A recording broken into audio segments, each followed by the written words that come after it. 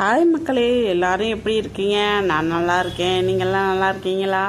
வாங்க இப்போ மட்டன் குழம்பு செய்வது எப்படின்னு சொல்லி பார்க்கலாம். இப்போ முதல்ல குக்கரை வச்சுருக்கிறேன். குக்கரை வச்சுட்டு அடுத்து 2 ஸ்பூன் எண்ணெய் ஊற்றிக்கலாம். வாங்க எண்ணெய் ஊற்றி அந்த எண்ணெய் காய்கிறது வரையும் கொஞ்சம் வெயிட் பண்ணுவோம். அடுத்து பெரிய வெங்காயமும் வச்சுருக்கேன், சின்ன வெங்காயமும் வச்சுருக்கேன். ஃபஸ்ட்டு நம்ம பெரிய வெங்காயத்தை போட்டு தாளிச்சுக்கலாம்.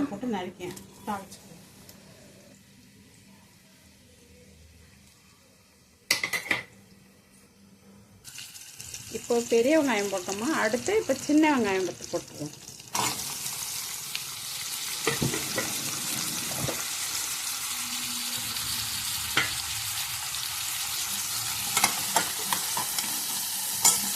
வெங்காயம் நல்லா வதங்கிருச்சு. அடுத்து நம்ம இஞ்சி பூண்டு போடுவோம். இஞ்சி பூண்டு இதை போட்டு ஒரு வதக்கிடுவோம். இஞ்சி பூண்டு போட்டு நல்லா வதக்கி வச்சுக்கலாம். வதங்கினதுக்கப்புறம் தக்காளி போட்டுக்கணும். தக்காளியை போட்டு நல்லா வதக்கிடுவோம்.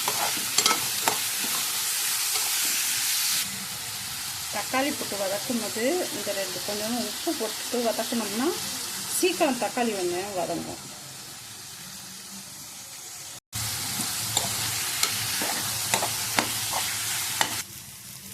இப்போ அலசி வச்ச மட்டனை அப்படியே இதில் எடுத்து போட்டுருவோம். தக்காளி நல்லா வதங்கிடுச்சு. மட்டன் நல்லா போட்டுருவோம்.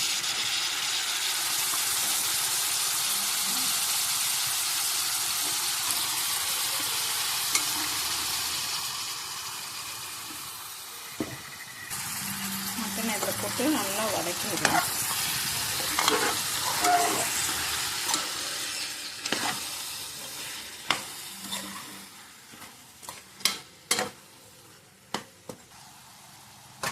மட்டனுக்கு பச்சை வந்துருச்சு. இப்போ கொஞ்சோண்டு மஞ்சத்தூள் போடுவோம்.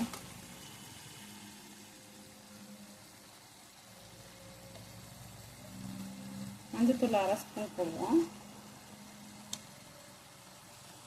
போட்டு ஒரு கிண்டிட்டு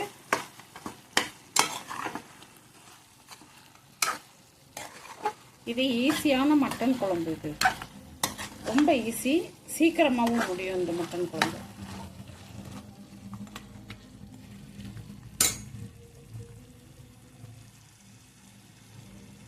அடுத்து மிளகாத்தூள் 1 ஸ்பூன் போடணும். நான் ஒத்த கையிலேயே கேமராவும் பிடிச்சிட்டு ஒத்த கையிலேயே போடுறதுனால எனக்கு இப்படி வருது. யாரும் இது நினைக்க வேண்டாம். கொஞ்சோண்டு மட்டன் மசாலா கொஞ்சோண்டு போடுவோம்.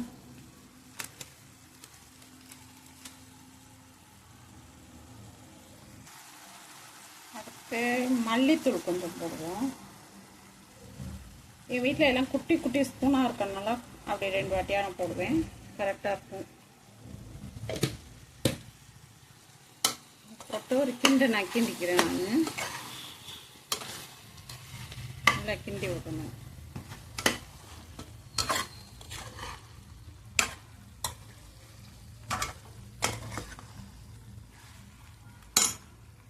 மட்டன் இந்த மாதிரி ஸ்டேஜில் இருக்கும்போது கொஞ்சம் தண்ணி ஊற்றிக்குவோம்.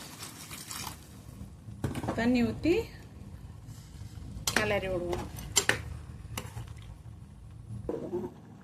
ஏன்னா முதையே நம்ம தக்காளி இதாகிறதுக்கு உப்பு போட்டிருக்கோம்ல, அதனால இப்போ பார்த்துட்டு உப்பு போட்டுக்குவோம்.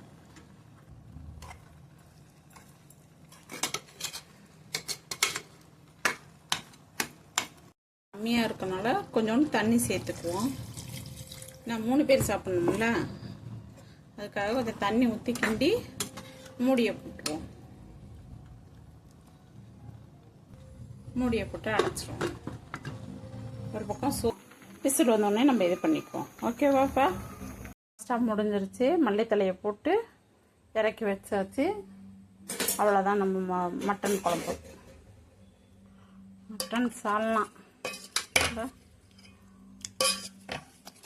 நான் வச்ச மட்டன் குழம்பு எப்படி இருக்குன்னு எல்லாரும் பார்த்து சொல்லுங்கள். எல்லாரும் கமெண்டில் சொல்லுங்கள் எப்படி இருக்குன்ட்டு. ஈஸியான மட்டன் குழம்பு. நீங்களே இது மாதிரி செஞ்சு பாருங்கள் எப்படி இருக்குன்னு பார்த்துட்டு கமெண்டில் சொல்லுங்கள். பாய்.